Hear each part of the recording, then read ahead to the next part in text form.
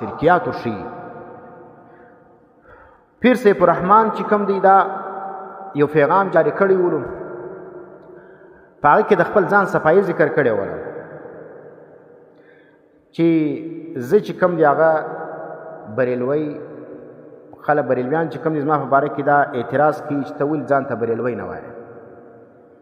د پیغام کې د څه کړي وو، د یو اعتراض چې بعضې بریلویان پر ده باندې اعتراض کړی ولو چې ځان ته بریلوی ولې نه وایې.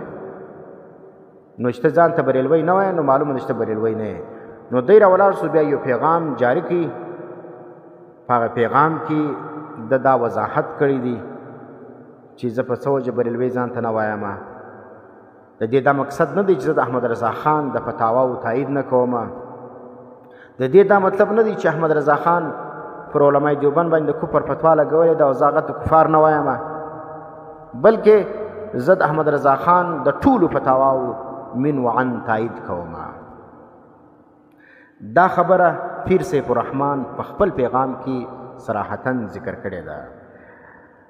اوس زه تاسو ته هغه عبارت وایم و اس فقیر نے بارہا معزز علماء و مشائخ عظام کی موجودگی میں یہ بات بیان کی کہ اس حقیقت سے یہ فقیر آگاہ ہے. وینه وای ما د علماء او د مشایخو په مخ کې دا خبره بار بار کړې ده او هغه په دې خبر دی کہ عظیم المرتبت عاشق ماہ رسالت مجدد دین و ملت مولانا الشاہ احمد رضا خان فاضل بریلوی رحمت اللہ علیہ نے اپنی تمام زندگی احیاء سنت اور اماتت بدعت کے لیے کوشاں رہے.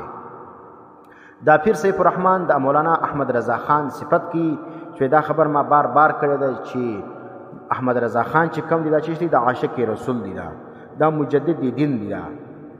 وینه او بیا ورته وایي رحمت الله علیه متوایي او دې چې کوم دی دا ټول زندگی احیا د سنت کړی ولا. موږ عقیده ده زموږ نظریه ده چې مولانا احمد رضا خان ټول ژوند د دین چهره مسخه کړی ولا، هغه د سنت پر ځای باندې د بدعاتو ترویج کړی ولو. اور پیر سیف الرحمن سوی وای دی چې کوم دی ټول ژوند په احیاء سنت کې راتېره کړی ولا او بدعات چې کوم دی هغه ختم کړی ولو. دومره دجل دومره فریب چې سړی او دومره عقیدت د امام بریلویت سره د امام بدعت سره سړی ساتي او بیا د هغه بریلوی نه.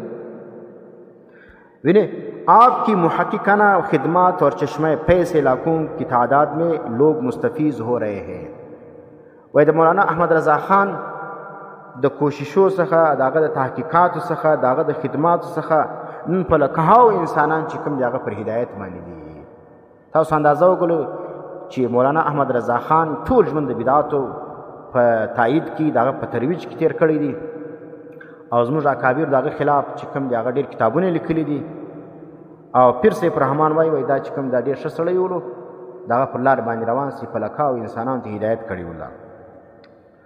بیا وای اور میں یعنی فقیر اخونزادہ سیف الرحمن نے خطیب بی مثل مولانا مقصود احمد قادری صاحب خطیب مسجد حضرت داتا دربار صاحب رحمۃ اللہ علیہ اور دیگر علماء اکرام کی موجودگی میں بارہا یہ بیان کیا ہے کہ مجھے اعلیٰ حضرت رحمۃ اللہ علیہ کے تمام فتاواجات سے اتفاق ہے.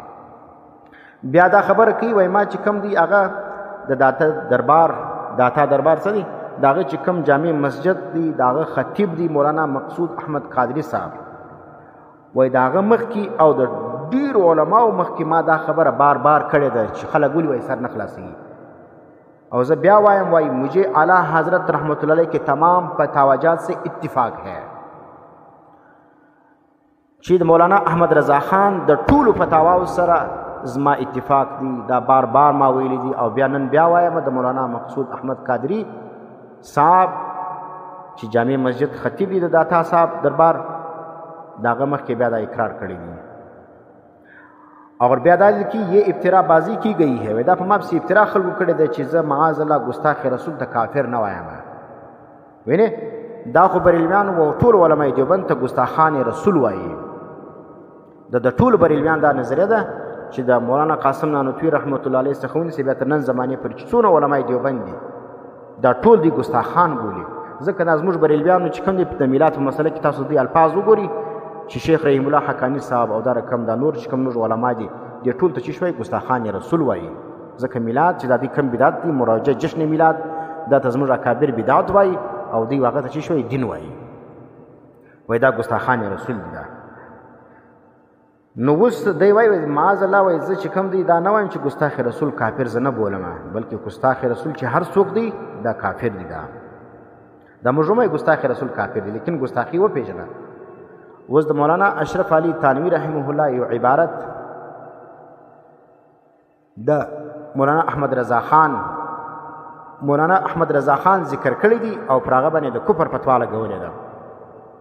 د دغه عبارت تایید دا پیر سیف الرحمن کړی دی. ولکه څنګه چې مولانا احمد رضا خان د دې قائل مصدق مصحح ته کافر ویلی دی زه هم دغه رقم د دې قائل ته چې اشرف علي تانوي صاحب دی مصحح علماء دیوبند دي او دا رقم نور عوام دي دا ټولو ته دی چې شوی کفار وایي. دا د خوارجو علامه ده چې د خپل ځانه ماسې